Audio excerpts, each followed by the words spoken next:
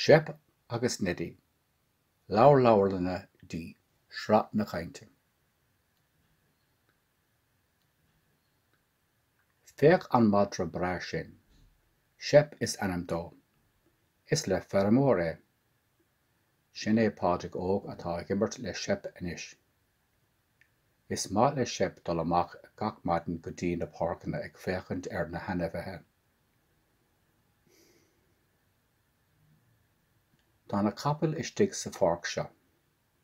Trí cinn acu atá ann. Capall dubh, capall bán agus capall óg. Féach an tasamh beag dubh atá istigh sa pháirc leo inniu. Níl mar an fér sa pháirc inis mar tá an gcír ann.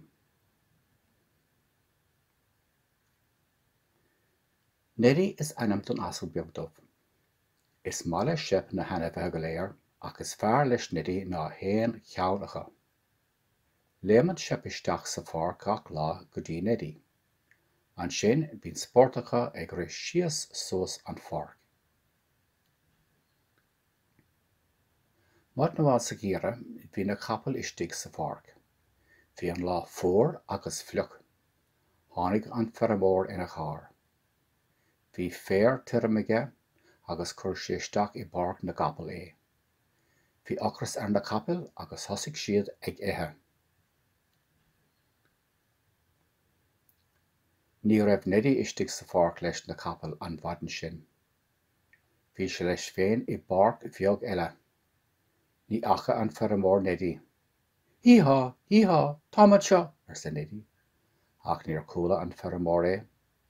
D'imigh sé leis sa chár. Níor fuair Neidí é an air. Tháinig Seip go dtí páirc na gabhall. Bhí an feramór imthe sa chár. Ní raibh éon duine ann. D'fhéach Seip isteach sa pháirc. Bhí na capall ann ceart go leor, agus iad ag ithe an air.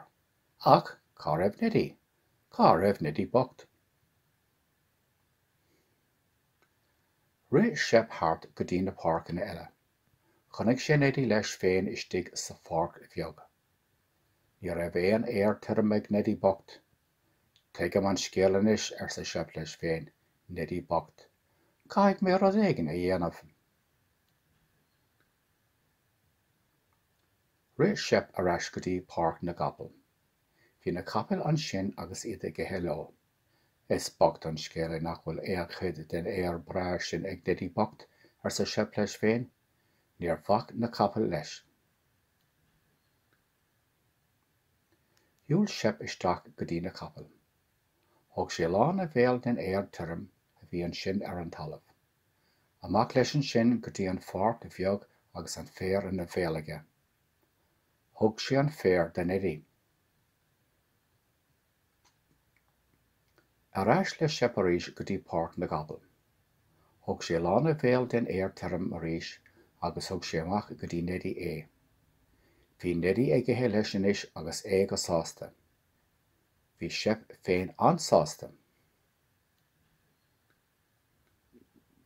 Rinne Seip é sin arís agus arís eile.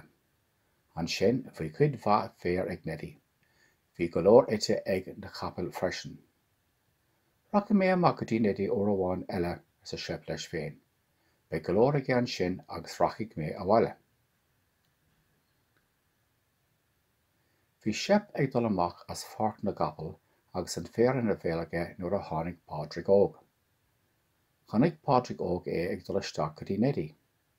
Is tusa an madra is fearr in éireann ar sa pádraig óg le Seip. Bhí Seip ag léamach sa gdása le hás. Nach tú atá go mar sa pádraig. Tar a bhhailm sin is a bhadrín, agus túraigh mé bricfast a madaid. D'imigh siad lán pháirc suas de ré agus de lé. Rith pádraig óg isteach sa ciste. Bhí Seip lena chuis. A bhfuil is agad cad a rinne Seip ar maidin a bhaimí ar sa pádraig óg? Níl go dainn a dúirt a bhathair. Fan go glosigh tú é ar sa pádraig, agus duine sé an scéal go léir de. Is ionach an scéal é sin ar sa bhathair le pádraig óg. Is ionntach an madra é Seipar sa Pádraig. Tuaigh mé an banna atá anseo ar an mórd dó anois. Déan a dúirt a bhathair, agus ceog tóráin agus fiol dó sa chóifre. Tá an gír a thart anois agus an saoire a rás a rís. Tá na hena bheith go léir bra sásta. Féach Neidí anois agus Pádraig óg ar a grim. Hop hop sa líonadh ar Pádraig óg. Woof woof a deir Seip agus é ag réit lós sios suas an pharc.